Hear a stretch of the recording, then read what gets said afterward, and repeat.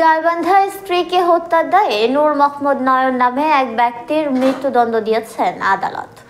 অনাদায়ে ১ লক্ষ টাকা জরিমানা করা হয়।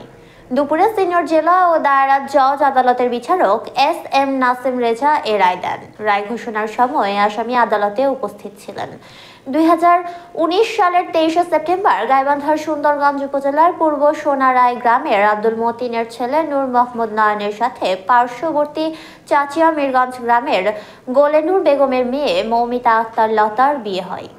বিয়ের পর থেকেই যৌতুকের দাবিতে প্রায়ই মৌমিতা আক্তার লতাকে শারীরিক ও মানসিক নির্যাতন করতেন নূর মোহাম্মদ নয়ন।